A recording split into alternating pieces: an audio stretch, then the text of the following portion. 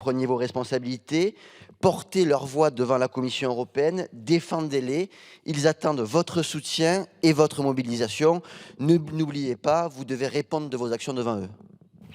Merci, monsieur le député. Madame Antoine. Merci, Monsieur le Président. Monsieur le ministre, je souhaite attirer votre attention sur la situation inacceptable à laquelle le voisinage de la voie de retournement 13 à Romans-sur-Isère est confronté. Les riverains des rues Parmentier et Pouchelon subissent quotidiennement des nuisances olfactives et sonores du fait du stationnement des trains diesel de la ligne Romans-Gap-Briançon en pleine zone résidentielle, sous leurs fenêtres. Les moteurs diesel des motrices tournent parfois 2 heures alors que le train est à l'arrêt.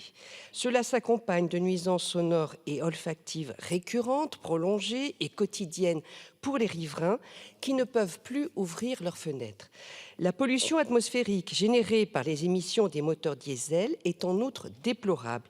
Au regard de l'ambition en faveur de la transition écologique, pour laquelle, et vous en conviendrez, la SNCF doit prendre toute sa part. Cette situation est scandaleuse et entache profondément l'image de notre service public ferroviaire. Elle est invivable pour les riverains qui subissent une détérioration de leur qualité de vie et de leur santé. En 2011, la SNCF avait annoncé que la situation serait temporaire jusqu'à l'électrification de la ligne promise pour 2014. Mais celle-ci n'a jamais été réalisée, en dépit de son intérêt environnemental et de l'efficacité d'une telle solution. Monsieur le ministre, d'autres solutions ont été évoquées, comme le dédoublement total de la ligne sur 6 km, la création d'une 3e voie de retournement en zone industrielle, mais aucune suite n'y a été donnée. Depuis plusieurs années maintenant, j'ai interpellé par courrier régulièrement vos prédécesseurs, le directeur territorial SNCF Région PACA, la direction régionale ORA, l'ARS, etc., sans réponse à ce jour, en dépit de mes réitérations. La SNCF avait en outre promis aux riverains l'organisation d'un rendez-vous avant la fin de l'année 2021. Ces derniers sont toujours en attente. À la suite de carences multiples et après tant d'années, aucune réponse satisfaisante n'a été apportée à un problème qui peut pourtant être aisément résolu. Alors, Monsieur le ministre, quand est-ce que l'État se décidera à offrir une solution sérieuse pour résoudre cette difficulté afin de soulager enfin le quotidien des riverains? Merci, monsieur le ministre.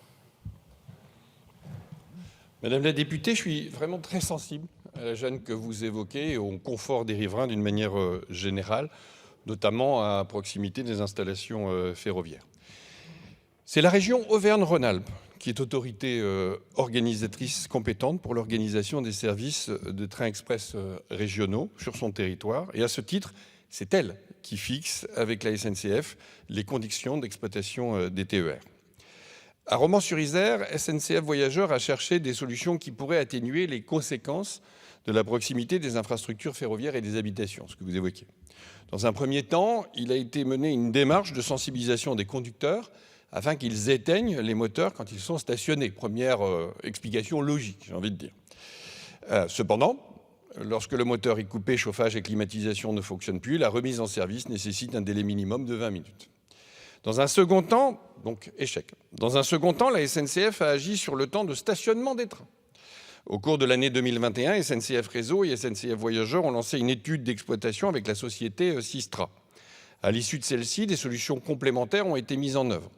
Le stationnement prolongé à quai en gare quand les circulations des trains qui passent le permettent, demi-tour et retour au dépôt pour stationnement, donc un certain nombre de solutions. Une présentation au collectif TER 26 a eu lieu en décembre 2021 sous l'égide de SNCF Réseau, je pense que vous le savez.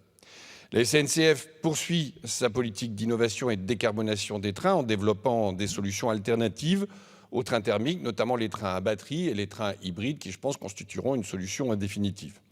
Ce que je vous propose, c'est de prendre contact avec la SNCF, mais surtout aussi avec la région, qui porte une responsabilité importante en la matière, pour faire le point, examiner toutes les pistes d'accélération possibles et voir comment la région pourrait aussi accompagner la modernisation des infrastructures de transport, en l'occurrence des modes de transport.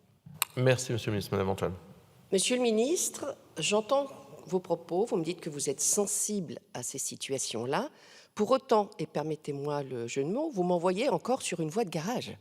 Parce que le nombre de fois où j'ai sollicité la SNCF, le nombre de fois où l'association est intervenue, on est toujours sans réponse. Et cela dure depuis un certain nombre d'années. Je pense qu'il faut véritablement qu'on puisse avancer sur ce dossier, avancer dans l'intérêt des riverains, parce que ceux-ci sont démunis et j'ai peur, vous savez que dans notre société, on est de moins en moins tolérant, dans notre société, il y a une certaine montée de la violence.